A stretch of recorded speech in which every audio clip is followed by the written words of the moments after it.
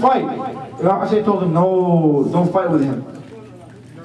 Don't even think about it. This is my guest. I've been waiting for him. The battle isn't going to start until he comes to our side. I know he's a guest of mine.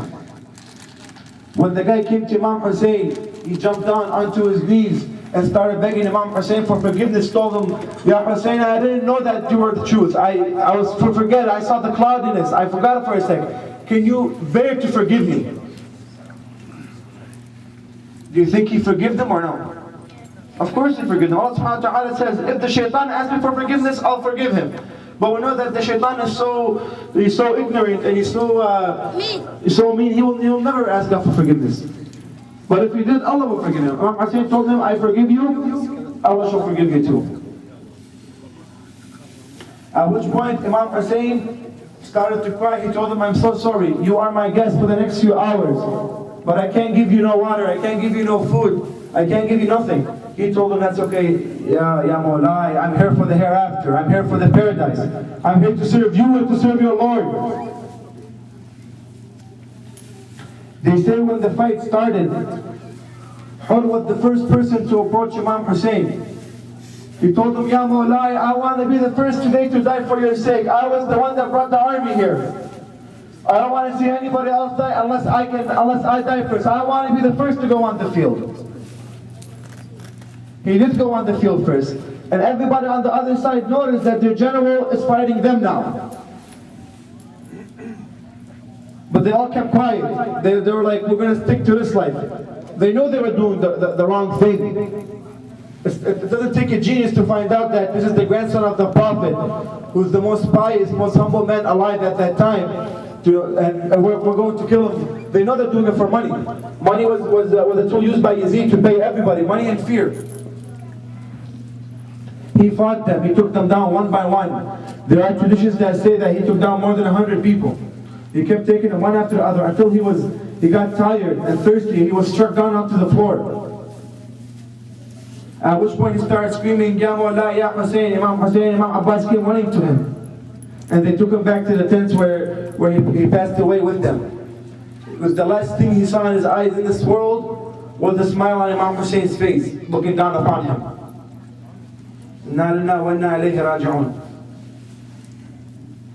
There were a lot of Ansar with Imam Hussein. There were 72 Ansar on the day of Karbala. A lot of stories of pious men. For example, there was one of the house workers, his name is John, who was from Africa. He was a black color. Anywhere he went in the Middle East, they would have treated him bad. But no, he lived inside Imam Ali Fatima Zahra's house. He lived inside Imam Hassan's house. He lived inside Imam Hussein's house. He lived inside, he was lucky enough to live inside those four people's houses. At the time of Karbala, he came to Imam Hussein. He also told him, Ya Imam, I want to go fight for you. Imam Hussein told him, you're an old man, John. You don't have to fight. Jihad is not wajib on you. God doesn't want you to fight if you don't want to. You're considered from the older group. He told him, no, Ya Mawlai, I will fight with you. I will fight and I will make sure that no one from your family is going to be touched if I can do something about it. And he went out onto the field too. Many different Ansar. Habib ibn Madahir, who was in Kufa, also fought with them in Karbala. Imam Hussein had all these people fight with him, all of his friends, and I'm saying friends because lack of a better word, there is no translation to the word Ansar in English. As I said, Ansar is a step above friends. Followers, devoted followers, very devoted, where if you tell them to do something, because right now we all say that we follow the Prophet or whatever, we follow our Islamic leaders, but when it comes down to the truth, a lot of times when I'm thinking, should I do this or should I do something, sometimes I do the wrong thing. Me, myself, I'm guilty of it. All of us are, because none of us are perfect in this world. But Allah forgives us. All these people, they were devoted followers of Imam Hussein, and all of them made sure that they stood up to do the right thing. Again, they were struggling inside them. People were deciding, should I go on this side or should I go on this side? At the darkness of the night before the battle started, Imam Hussein told them, my followers, if any of you want to leave, We're going to be martyred over here for sure. We're facing armies of thousands and thousands of men. If any of you want to leave, to go to the other side, or to go home, to escape, do it in the middle of the night so nobody will see you. He gave them that choice. He woke up in the morning, there were 72 men with him that stayed.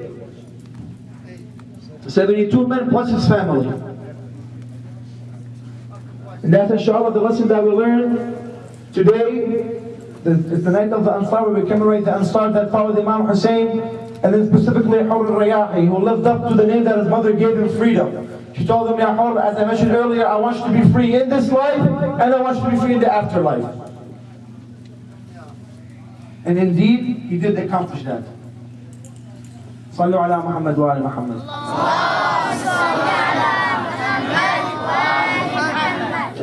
Inshallah, we're going to end today's lecture with the Dua al-Hujjah.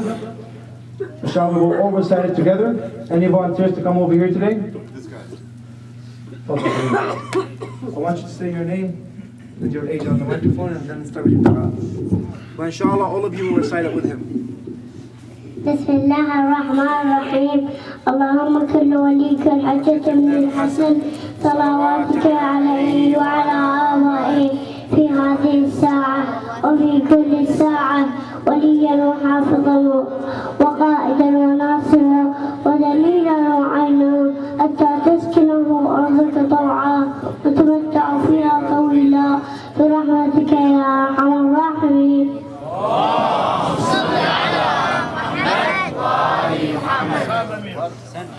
Inshallah, all of you here will be Ansar of Imam al-Mahdi alayhi salam. I can tell all your beautiful faces that inshallah you will all be making the right choices.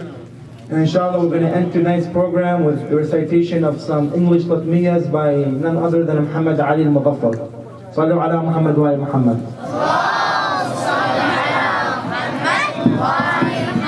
You guys want to stand, make a circle or something? Stand up. لطمية يلا. لطمية يلا. يلا أكبر. Hey guys, make a circle. صلوا على محمد وآل محمد. اللهم صل على محمد. نعم وفوق فوقكم يلا. Let's make half a circle over here.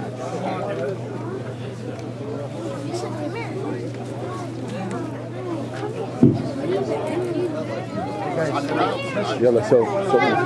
They were just bombs. اي ايش؟ سبحان الله